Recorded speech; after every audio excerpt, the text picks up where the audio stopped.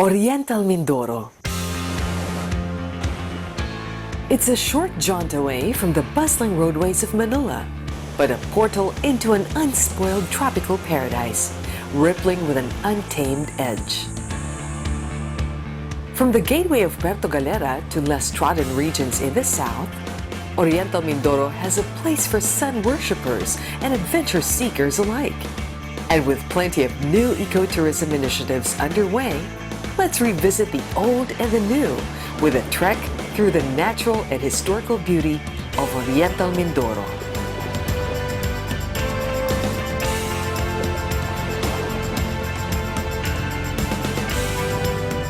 The first spot that comes to mind is the first point where most tourists touch down on white sand, Puerto Galera. A longtime beach destination for nearby Manileños, Puerto Galera is still a hot spot for sun lovers. Known as the Heart of Asia, Puerto Galera is recognized as a center for marine biodiversity and ranks on international surveys for having some of the most beautiful bays.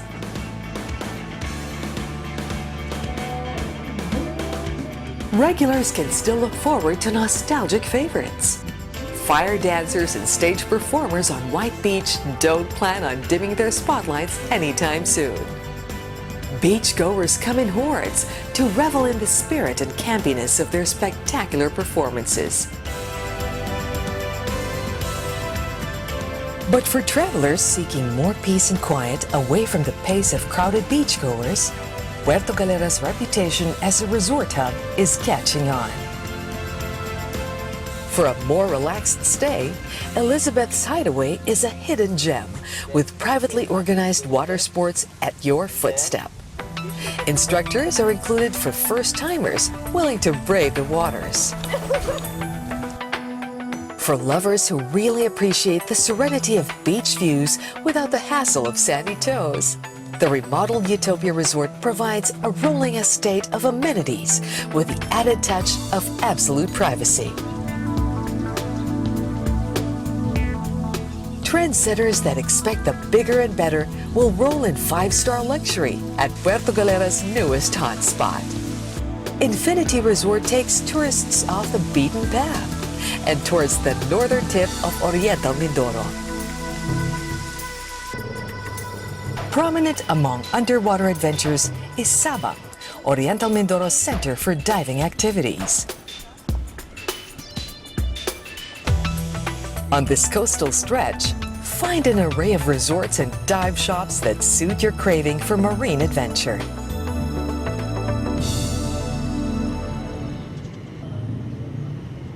Calapan is the capital of Oriental Mindoro. And by way of the strong Republic Nautical Highway, is the gateway to the entire island. Accessible by roll-on, roll-off ferry, the Nautical Highway leads farther down to southern Philippines.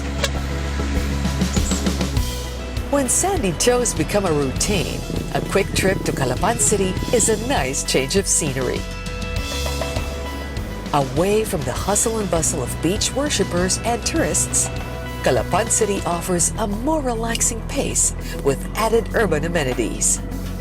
As the capital city of Oriental Mindoro, you'll find everything from striking government architecture to the natural charms of the province. Plan a whole day of sightseeing around town for the family. And for a quick rest, stop by the local coffee shop for a quick caffeine pick-me-up. Or just a seat to perch yourself and people watch. Shopping is plentiful for those who enjoy crowds and a good sale. And adventure tourists might even be surprised to find new touches to the Calapan Zoological Park. Take a walk or zip line on the wild side, and you'll find yourself flying high over tigers and monkeys. No day is complete without a last stop at the town market. Savor local delicacies with a night crowd. But the real buzz around Calapan is the Mangrove Boardwalk project, which also features kayaking among its activities. It's an exciting new industry that helps both the community and surrounding ecosystems. Tourists will soon be able to give back and make sure their green goes a lot further. If you're in Calapan City in February, you may be able to catch the Pandangitab Oriental Mindoro, also called the Festival of Lights. The yearly event takes place on the third Saturday of February. The name Pandangitab comes from the local street dance fair called Pandango sa Dagitab. Pandango is the name of a Philippine folk dance that evolved from the Spanish dance known as fandango. Dagitab describes a handmade lamp or portable light. The Pandangitab dancers carry these lights during the street performances. Clad in bright colors or traditional costumes, the dancers show grace and skill as they step to the music while balancing lanterns on their heads and hands. It's worth visiting Calapan City once a year to watch the Pandangitab dancers set the streets on fire. Venturing away from the bustle of Calapan City and Puerto Galera, history buffs might be impressed by the quaint and unspoiled sights found in other parts of the island. A side trek to visit Nauhan's most famous tourist destination is a must. An old church is worth 1,000 stories, and Simbahang Bato is no exception. Just a short 45-minute trip from the town center brings you to an unexpected and charming surprise in Barangay Bangkuro. Augustinian priests established their first settlement here, built a church in the 17th century, and preached about Jesus to the local native community. The original architecture is classic Augustinian construction, where coral was taken from the sea and infused into the stone. This safe house also served as a refuge for worshippers during invasions by the Moros. In 2011, the church was given modern upgrades by a gracious donation from a local family, and they reconstructed a new roof. Time and history hasn't been kind to this small stone church, but the spirit of the community keeps it alive in a still relevant place of worship. Embracing the road less traveled, you'll find there's more to be uncovered throughout the northern end of Oriental Mindoro. Named after a fern by local Mangyan natives, Baco is the oldest town in Oriental Mindoro. Sitting at the edge of Mount Halcon, it's a convenient base for mountain climbers to prepare themselves for the trek ahead. It may not be the highest mountain in the Philippines, but the steep slopes of Mount Halcon earns it the title as one of the country's most difficult to climb. It's definitely a place to bring your friends for both the moral and physical support. You never know when you'll need a boost. And at the end of your shared conquest, reward yourselves at one of the natural freshwater resort pools at the base of the mountain. A perfect spot to recap all the action. If the heights of Mount Halcon seem far too intimidating, San Teodoro offers some of the province's best whitewater kayaking. Barangay Kalangatan, Sitio Arigoy is a great spot for beginner and novice kayakers to beat the heat. With a guide and gear included, you're in good hands. Catch a bit of air and perhaps a splash. And with San Teodoro, home to 13 waterfalls, you'll have plenty of photo opportunities to say cheese and smile next to some of the most picturesque backdrops in all of Oriental Mindoro. For the less action-inclined, there's another way to travel by boat at a slower speed. The town of Pola invites tourists to hire local fishing boats for a visit through nearby mangrove forests. Cruising past the vines, you'll admire the industrious locals who've carved out a home in this natural jungle.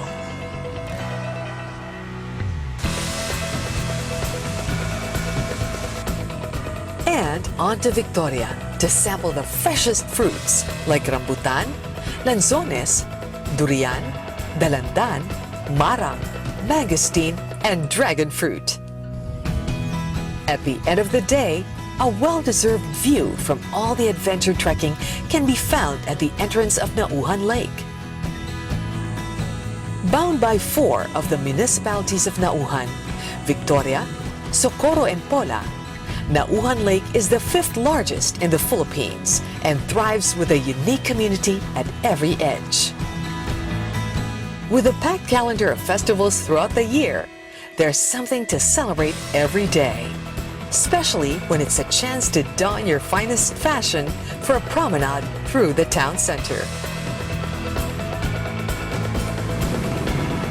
As you wind down your adventures in the north, be sure to make a last stop for specialty souvenirs. Banana chips are Oriental Mindoro's ideal pasalubong to bring home for friends and family, freshly produced and packaged within the province. Cassava cake, flavored squid, and calamansi concentrate are other classic flavors of the region. Stock up on snacks as you prepare to make your way further south, where there's more to be discovered. Not as much tourist attention is devoted to them, but the municipalities in the southern half of Oriental Mindoro offer all sorts of sights and pleasures for the adventuresome traveler. The south is a blossoming frontier of hidden gems and gorgeous views. Making the trek may seem rugged and daunting, but in the end, you'll find your beauty in the rough. About 2 hours away from Calapan Port lies the municipality of Pinamalayan.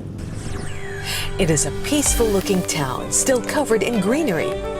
Its emblem is the rainbow, which is the central attraction of the town's recreational park.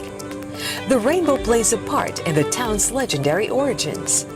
The story goes that some migrants had sailed out of the island of Marinduque when their ship got caught in the storm. The sailors got hopelessly lost until a rainbow appeared. "Ipinamalay na," the sailors cried, as the rainbow showed them the way to go. They followed it and landed on what is now part of Pinamalayan.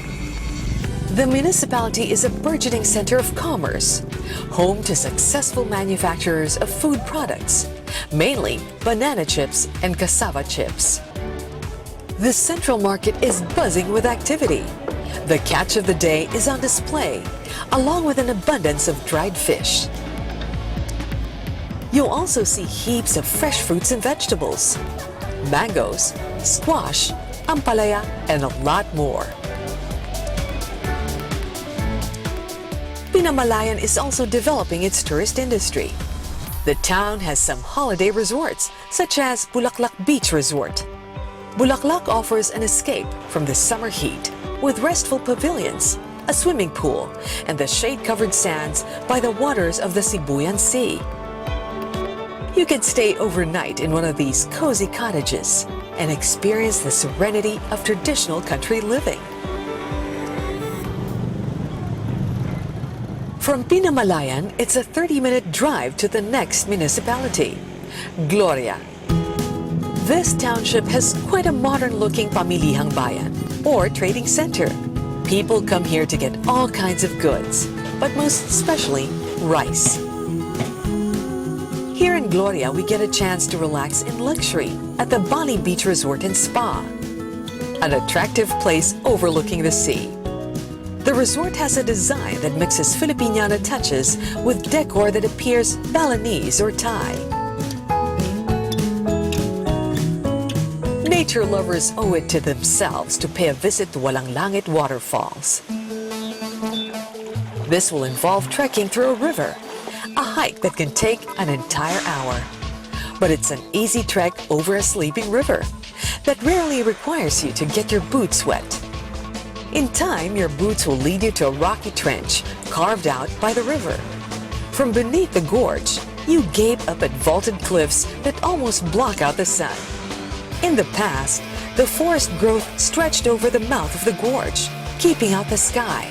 That's what gave the area the name Walang Langit.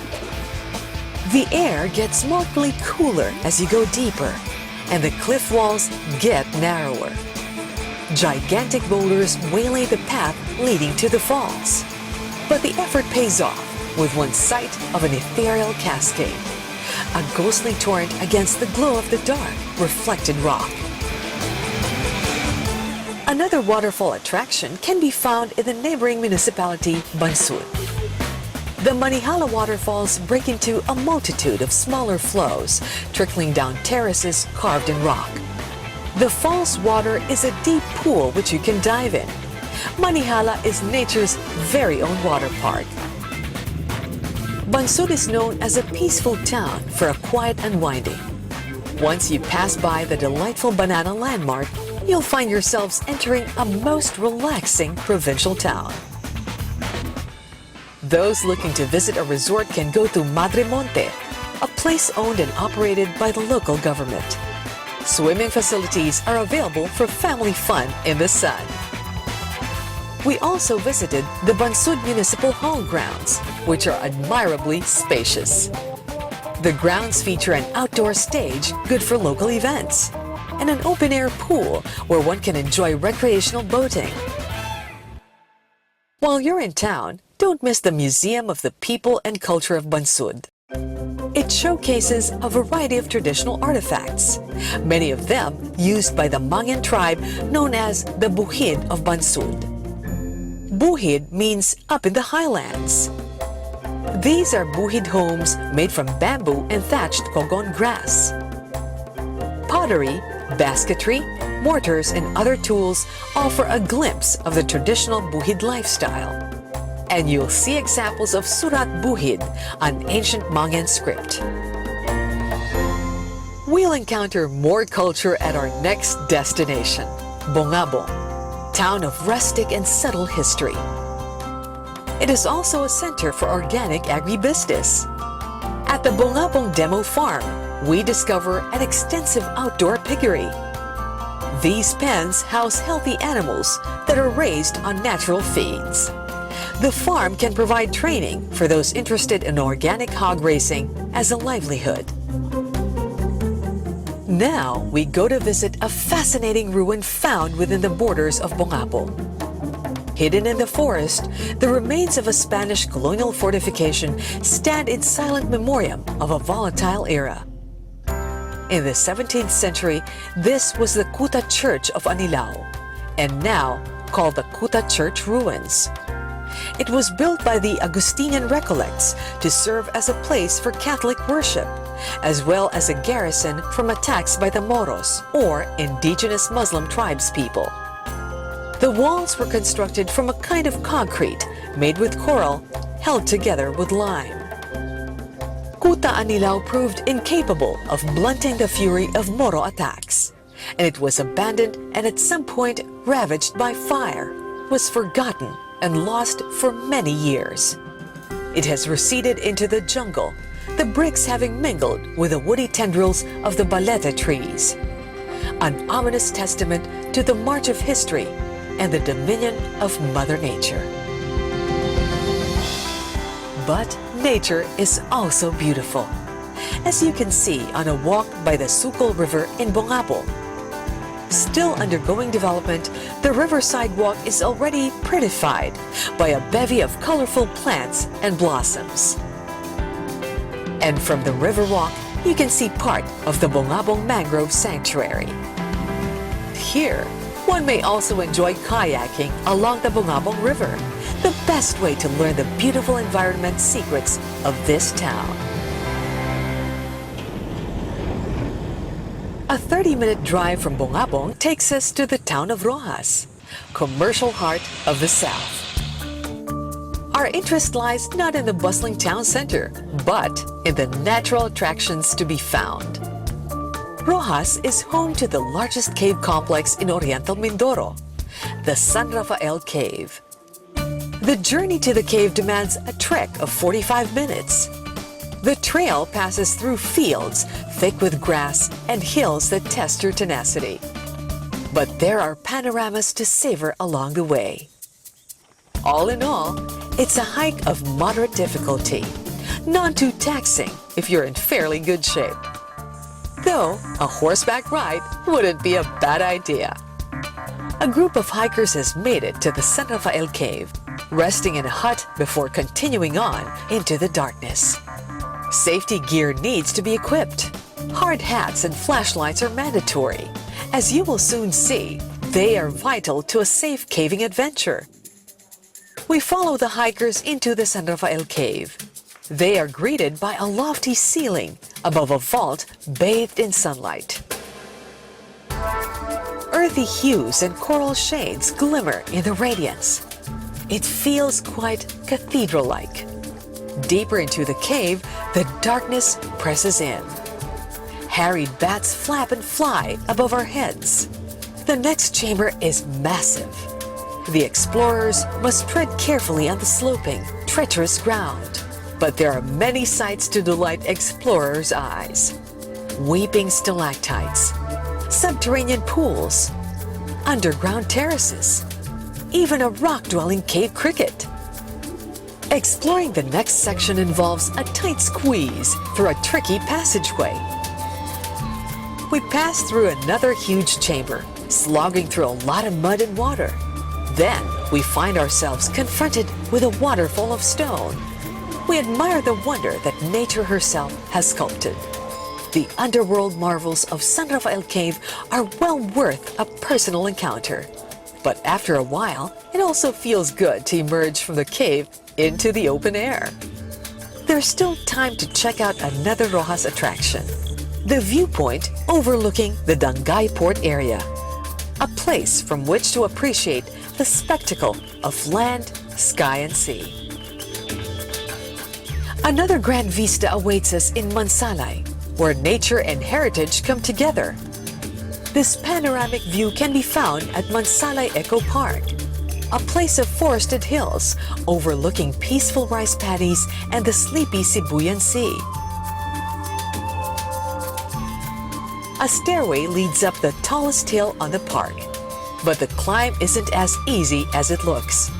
Once at the top, you'll enjoy a 360-degree view of the verdant Mansalay landscape. The Eco Park is a popular destination during the Lenten season. The Stations of the Cross are depicted at various points along the trail. Catholic pilgrims can walk from one station to another as a sign of faith and devotion and get a bit of outdoor exercise out of it. Mansalay is known for its cultural villages inhabited by the indigenous folk known as the Mangyans. There are several tribes of Mangyan. The ones who live here are known as Hanunuo. The approach to Sitio Bait, Barangay Panaytayan village takes us on a bumpy ride over the dried-up riverbed. In the wet season, this rough road will be covered beneath the river's flow. At Sitio Bait, Barangay Panaytayan, we wander about, taking in the humble dwellings of these people who live off the land, much like their distant ancestors did. They support themselves through shifting cultivation on small mountain plots and traditional handicrafts such as these ornaments woven from beads. They sell these and many other handmade products at very affordable prices. Their handiwork is characterized by vibrant color combinations or striking geometric designs. The Hanunuo villagers prove very friendly and welcoming. They have invited us to sit down with them so they can share with us a small piece of their culture. Chief of this is the ambahan, a poetic form traditionally used in their courtship. Ambahan is poetry with a purpose, meant to convey one person's sentiments to another. This message is commonly etched upon a banban, a short tube of bamboo. It is written in indigenous Hanunuo lettering, also known as Surat Mangyan. Traditionally, a young man would inscribe an ambahan on a banban and leave it on a path where his beloved was sure to walk by and find it. It was text messaging Hanunuo style. One of the villagers is carrying a handmade guitar. Let's take a moment to hear the Hanunuo serenade us with their music before we leave Sitio Bait, Panaytayan to visit their burial grounds. The Mangyans believe that death is part of the cycle of life and not something we need to fear. They respect and value the bones of the dead. In their tradition, a year after the burial of a loved one, they will unearth the body, clean the skeletal remains, and wrap them in cloth. The remains are then kept in a native hut for a year. Then they are taken to their final resting place in a cave sacred to the Mangyans. We are on our way to one of these Mangyan burial caves. Getting there requires us to wade through a cluster of mangroves. These have been planted here as part of a local mangrove restoration project. It's an idyllic spot, a shallow stretch of sea that serves as a fish sanctuary and nurtures these crook-limbed trees. Past the grove is a little island of rock and sand. The further east we go, the bigger the boulders get. The cave sits on a rocky base made up of great stony slabs. We peer into the cave to see the Mangyan skulls and bones. It is a moment for us to quietly revere the ancestors of a people who lived in Mindoro long before the Spaniards came. We have come to the last township of the south, Bulalakaw, the gem of Oriental Mindoro. Our first stop here is the fish landing port. It's early in the morning, and fishermen are coming back to shore, bringing the day's catch with them. The fish are weighed and prepared to be taken to market. One man appears very happy about the large fish he caught. Bulalakaw's southernmost shore is the perfect jumping point for exploring the myriad resort islands dotting this part of the sea. It's a destination that calls out to beach lovers, but the lack of development in Bulalakaw has kept its resorts largely undiscovered. It is mainly the locals and a few adventurous backpackers who visit Bulalakaw and its jewel of an island chain, for now. Island hopping on a light outrigger, we make our first landing at Tambaron Green Beach Resort. Tambaron is the largest of the islands and known for the lushness of its forest, where 40 different tree species can be found. The semi-enclosure keeps the water near the beach calm and fair, just right for a swim. Beachfront cottages and overnight rooms are available for families and groups. We hop on over to the next island, named Sugikay. The beach here is larger and livelier. Fisherfolk check their nets by the shore, their children helping out. Other kids play on the sand. Nearby, the resort beach is marked by the flag-top poles. It feels nice to stretch out on the sand and bask in the golden light of the sun. Our next stop is Buyayaw. A long, empty stretch of beach lined with coconut palms greets us on arrival. Save for a couple of huts, the beachfront appears utterly undeveloped. This is a place where one can truly get away, or get lost, or quickly grab an hour of absolute serenity. A couple more islands await us, but there are many others in the sea. Some are rocky crags, others are bursting with greenery. Every isle is alluring in its own way. The stories about them convince us of this truth. Our boat takes us to an isle that is said to be both enchanted and cursed. It is called Target Island because the military once used it as target practice for their bombs. But it has been developed into a delightful tourist resort that is fascinating to explore. The visitor is first struck by the rock formations that were sculpted by wind and waves. Then you follow the path to another beach where a lovely sight can be seen offshore. A crusty chunk of weathered rock that seabirds call their home. Despite the stony beach, you feel like stopping here a while just to admire nature's grandeur. There is yet another beach to admire, yet more rocky cliffs to contemplate. But now we head to the heart of the island, the place where the bombs once fell. There is a shallow, swampy pool here, partly overgrown with mangrove shrubs. Life takes over where death once reigned. We walk back to the shore, and from there, we admire the cluster of guest houses that seem to be growing like mushrooms upon the gray rock. Our final stop is the island of Aslo. Its striking feature is a narrow sandbar that curls out into the sea. The tide has come in, so most of the sandbar is now submerged. The unusual beach inspires a playful spirit and fun splash in the sea. And so ends our travelogue of Oriental Mindoro, a place best known for the resort getaway of Puerto Galera. But there is much more to the province than that tourist mecca. Oriental Mindoro has no shortage of beautiful beaches and seaside resorts. Numerous islands offer idyllic escapes not far from the shores. Inland, you'll find that the forest and hills hide historical ruins, waterfalls, and caves. And the Mangan natives will welcome you to get to know them and learn about their culture. Backpackers have long known of the fantastic experiences to be found throughout Oriental Mindoro, Philippines. It's time the rest of the world got to know of its wonders too.